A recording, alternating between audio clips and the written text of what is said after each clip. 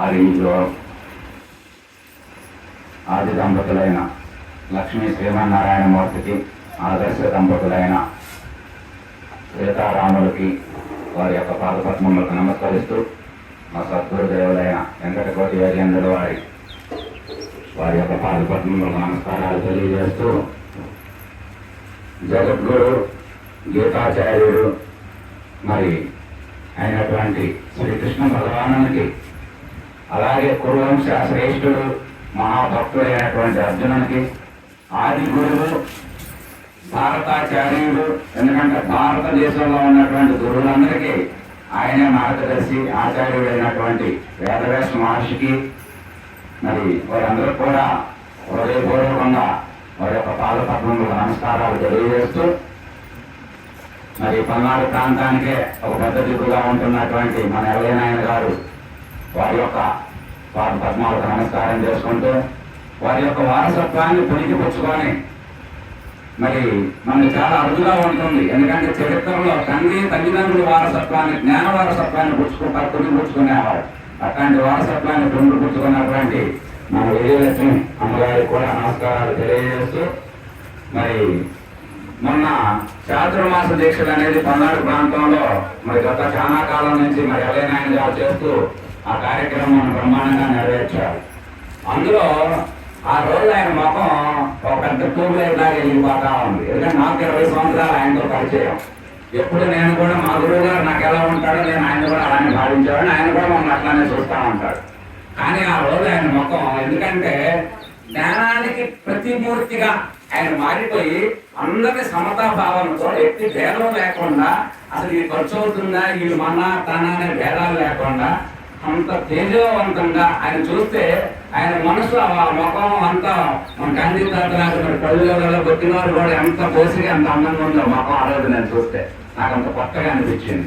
అట్లాంటి మరి ఎల్లయ్యనాయన గారికి మళ్ళీ ఒకసారి హృదయపూర్వక నమస్కారాలు తెలియజేసుకుంటూ, ఇక భగవద్గీత అనేది అందరూ కూడా భగవద్గీత జయంతి శుభాకాంక్షలు తెలియజేస్తూ, శ్రీ భగవద్గీత మాటకి అందరం కూడా ప్రాణులు.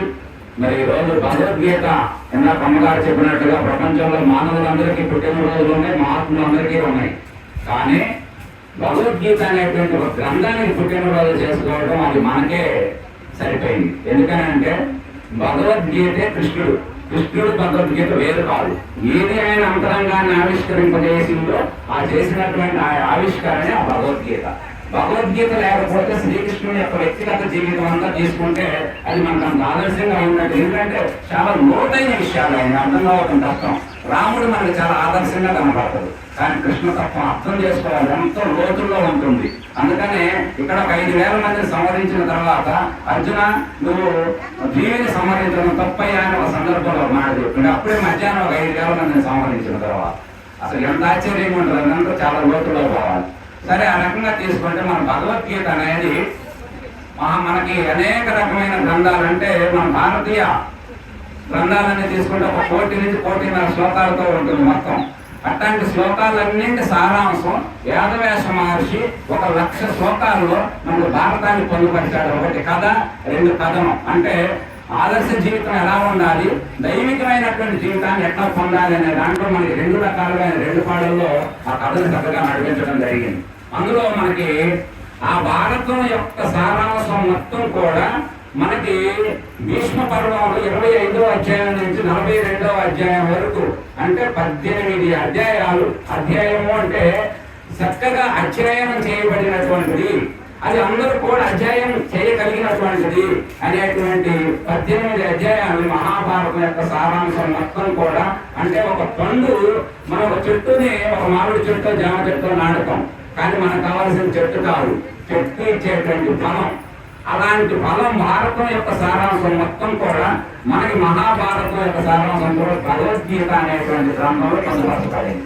అది ఎలా ఉన్నది, 3 భాగాలుగా కర్మయోగం, భక్తి యోగం, జ్ఞానయోగం, 3 యోగాలుగా 18 అధ్యాయాలతో అర్జునుని విషాద యోగంతో మొదలైంది, మోక్ష జ్ఞానంతో ముగిసింది.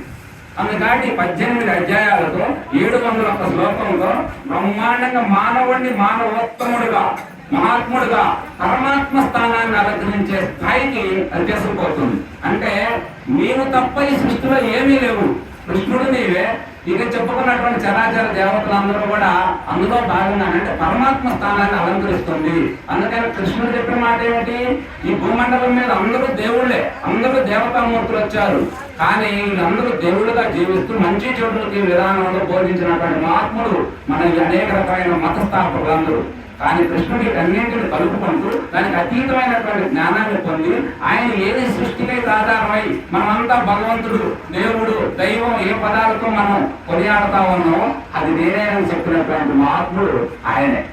ఆయన తప్ప మరొకరు చెప్పలేదు. ఎందుకని అది కొని ఆయన అయ్యే ఉన్నాడంటే భగవద్గీత చెప్పేది ఏమిటంటే నేనయ్యటం కాదు, మీరంతా అది అయ్యే ఉన్నారు. అర్జునుడు ఆడటం జరిగింది, బాబా ఇదంతా చెబుతున్నాం. మరి ఆయన ఎలా చెప్పాడంటే, మరి నువ్వు నేను ఇద్దరం ఇప్పుడే కదా, ఒకసారి పుట్టాం, ఒకసారి కలిసి తిరుగుతాం, కలిసి పెరుగుతున్నాం కదా, మరి నీకు నువ్వెట్లా ఆ సృష్టి ఆదిలో బోధించాను సూర్య భగవానుడికి అని చెప్తాను, ఎట్లా నువ్వు ఎట్లా బోధించినట్టు అంటే, నాయన నీకు నాకు అనేక రకమైన జన్మలు కలిసినాయి, కానీ నీకు తెలియదు, నాకు తెలుసు, అదే తేడా అని చెప్పి ఈ రకంగా భగవద్గీత బోధంతా బ్రహ్మాండంగా మానవుని ఉద్ధరించడానికి.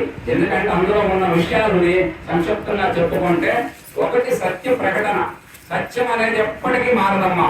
భౌతికమైనటువంటి పదార్థాలన్నీ మారుతాయి కానీ సత్యం అనేది ఎప్పటికీ మారదు. అందుకే అది సత్య ప్రకటన గ్రంథం కాబట్టి చిరస్మరణ ఎప్పటికీ శాశ్వతంగా ఉండిపోయింది. అలాగే స్వధర్మాచరణ, మొట్టమొదటి స్వామి మొదలుపెట్టినక్కడ స్వధర్మాచరణ, స్వధర్మం అనే దానిని తప్పకుండా మనిషి ఆచరించాలి. స్వధర్మం అంటే ఏమిటి? ఇప్పుడు మీలో ఎవరికైనా అది మొక్కలు చేస్తే బాగుండు అనే మనసు మీలో ఉంటే వినలేరు మీరు.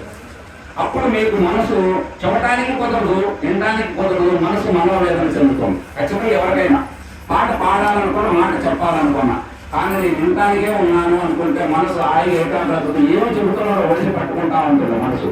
అలాగే చెప్పే మనిషి పాత్ర అతనికి తెలిసిన పద్ధతిలో తెలిసిన దాన్ని స్పష్టంగా ఎక్కపరచడానికి మాత్రమే ఉంటే జీవితం సుఖంగా ఉంటుంది. ఈ క్షణం మనందరం సుఖంగా ఉంటాం.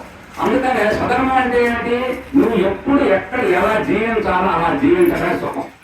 అసలు విషాదం యోగం ఎట్లా అవుతుంది అంటే, మనకి లోకంలో రీత్యా కొన్ని దుఃఖ సన్నివేశాలు వస్తాయి, కానీ దుఃఖంలో ఏడవలసిన సందర్భంలో ఏడవాలి. ఇప్పుడు ఏదైనా అనుకోకుండా ఇంట్లో పెద్దవాళ్ళు ఏదైనా జరిగి కాలం చేశారనుకోండి, మన ఆడవాళ్ళందరినీ చూస్తారు. అక్కడ ఆ కోడలో అత్త ఎవరైనా కన్నీళ్ళు పెట్టి ఆడవలేదు అనుకోండి, ఏమైందంటే అప్పుడు శుభ్రపడి ఆడవట్లేదు అనుకో, అంటే ఆ సందర్భాన్ని ఖచ్చితంగా ఏడచే పాత్రలో ఏడవాలి. అది మన స్వధర్మం అంటే. ఇట్లా నీ ధర్మం అనే దాన్ని నువ్వు సక్రమంగా పాటించు. ఇప్పుడు నువ్వు చంపేది లేదు, నేను చంపమనేది లేదు, యుద్ధం చెయ్యమని కానీ వద్దని కానీ నేను చెప్పాను. ఎందుకంటే నువ్వు చెప్పే కారణాలు ఉన్నాయే. ఎందుకంటే ఫస్ట్ అధ్యాయం అంతా కూడా అందులో మనకి ఎప్పుడైతే భగవద్గీత ప్రారంభమైందో మన ధృతరాష్ట్రుని యొక్క శ్లోకంలో ధర్మక్షేత్రే కురుక్షేత్రాన్ని ప్రారంభం అవుతుంది. ఆ తర్వాత దుర్యోధనుడు సైన్య వివరణంతా చెప్పడం జరుగుతుంది 9 శ్లోకాల్లో. ఆ తర్వాత కడుగు ముందుకు పోయిన తర్వాత అర్జునుడు ఒక్కసారి సైన్యం అంతా చూద్దాం బాబా, మధ్యలో రథం ఆపు అని చెబితే రథం ఆపిన తర్వాత చూసిన తర్వాత ఆయనకి ఎటు చూసిన గురుజనులు, బంధువులు, తాతలు, తండ్రులు, మేనమామలు, బంధువర్గం తప్ప మరొకరు కనబడాల. అందరూ వాళ్ళు అయ్యారు. ఎప్పుడైతే బంధువర్గం నా వాళ్ళు అనుకునేది ఎక్కడైతే అనుకున్నాడో ఆయన కాస్తంత మమకారం, కాస్త మోహం, కాస్త కరుణ ఇవన్నీ కలిగినటువంటి వ్యక్తి అర్జునుడు. అలా కలిగేసరికి ఆయన అన్నాడు, వీళ్ళందరూ సొంత వాళ్ళు, వాళ్ళందరూ చంపుకొని మనం వీళ్ళ యొక్క నెత్తుటి కూడుతో మనం రాజ్యాన్ని పాలించడం ఏ రకమైన సభకు తెలిసి తెలియక మనం కోరుకుంటున్నాం అంటే మన ఇద్దరు తెలిసిన వాళ్ళమే. తెలిసి కూడా ఇట్లాంటి పాపానికి మనం ఒడిగడుతున్నాం అంటే ఇది ఏ రకంగా కరెక్ట్ కాదు కదా బావా అని చెప్పి అర్జునుడు ఆ రకంగా బోధ చేస్తే ఈ విధంగా అధ్యాయం అంతా ఫస్ట్ అధ్యాయం అంతా సాగుతుంది. అలా ఫస్ట్ అధ్యాయం అంతా ఆ విధంగా సాగిన తర్వాత